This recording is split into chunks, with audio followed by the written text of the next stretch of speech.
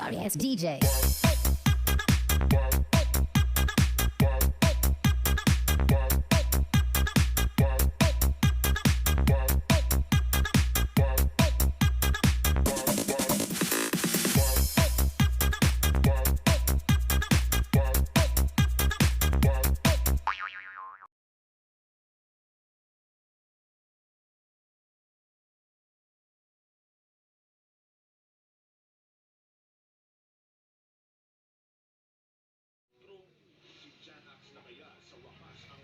Hi guys, so meron tayong inaayos na TV. So CRT TV siya.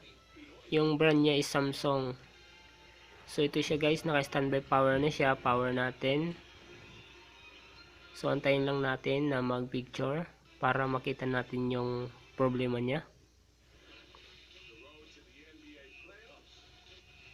So yun siya guys, meron siyang mga guhit-guhit. Tapos gumagalaw-galaw siya. Yung ibaba niya is blanco. So yun siya guys.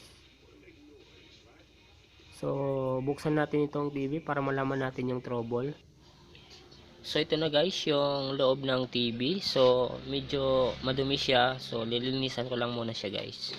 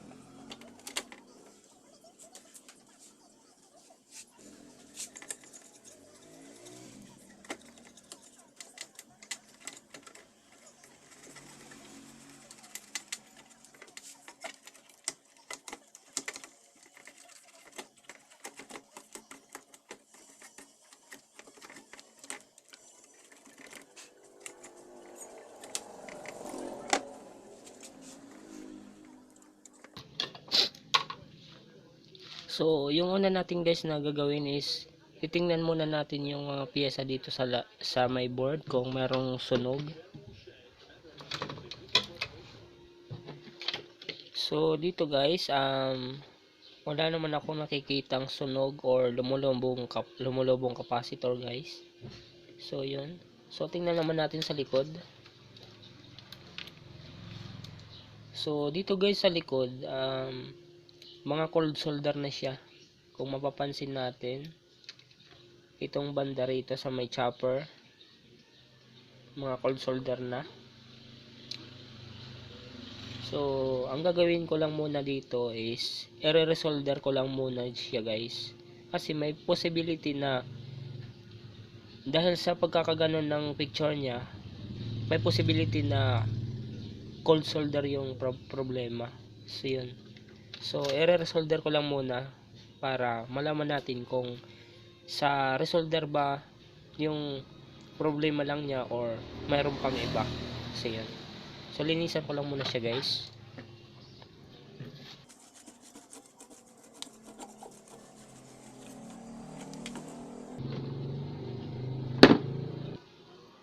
So kung mapapansin natin dito sa may vertical section, so sobrang cold solder na siya guys. So isusum lang natin.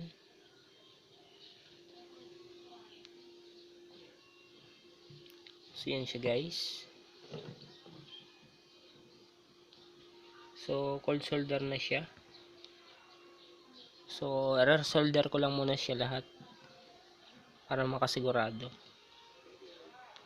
Pag hindi gumana sa resolder, doon na tayo maghahanap ng parts na may problema.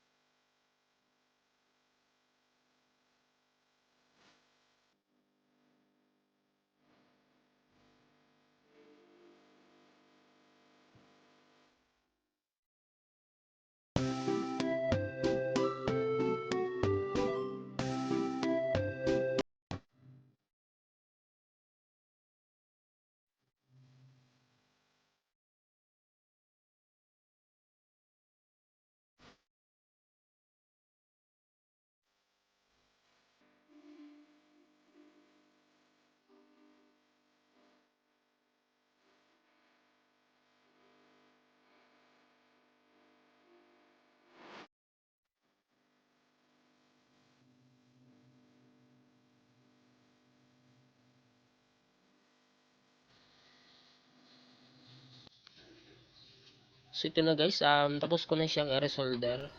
So yan. So yung next naman natin na gagawin is i-testing muna natin kung mag-okay na yung picture. Pag hindi pa rin, maghahanap na tayo ng piyesa na pwedeng may sira.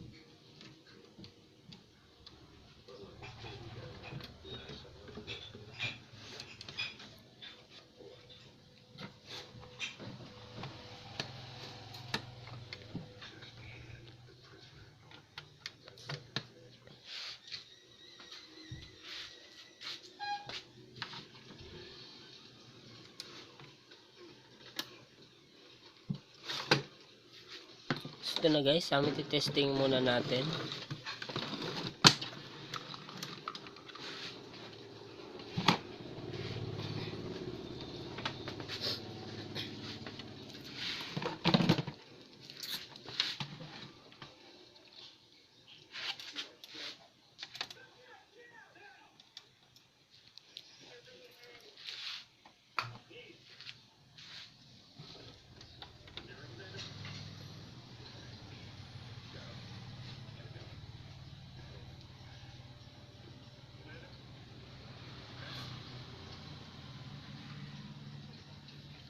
So yun na guys, okay na yung picture niya.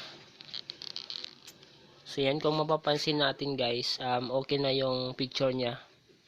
So yun lang yung problema, yung cold solder lang. So pag may mga ganito kayong sira guys, ang unang-unang gagawin nyo is i-resolder lang muna ninyo para makasigurado.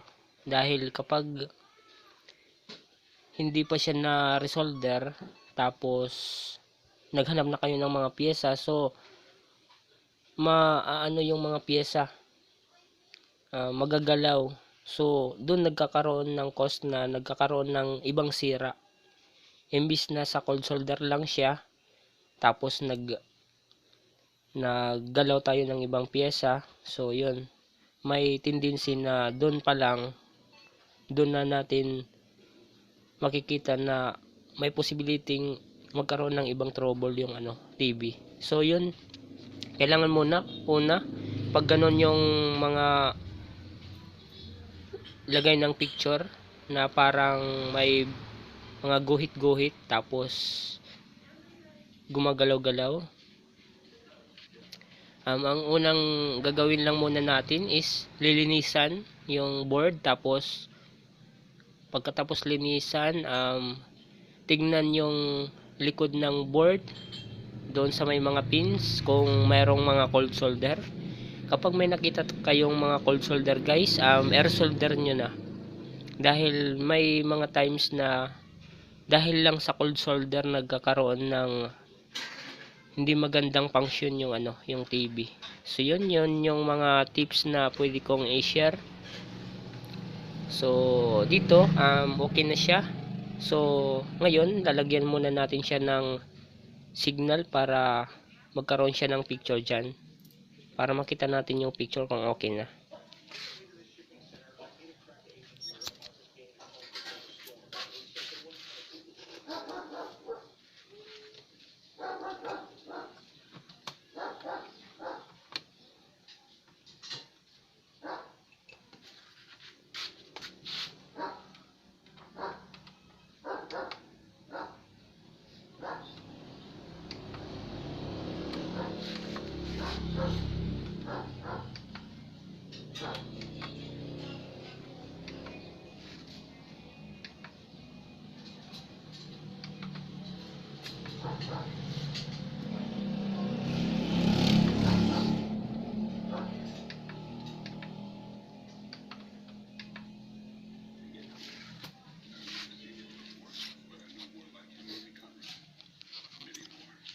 So, yan na siya guys. Meron na siyang picture. So, okay na yung picture niya. Hindi na siya nagkakaroon ng mga lines tapos gumagalaw-galaw.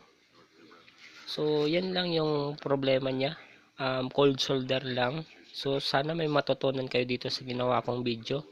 Ipinakita ko lang itong trouble na to. Kahit walang walang piyesang sira.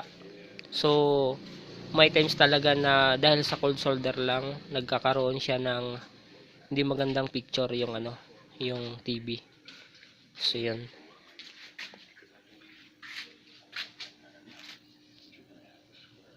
So yan siya yung board niya. So ngayon okay na siya. So yun. So dito na lang. Sana may matutunan kayo dito sa ginawa kong video. Dito na lang guys.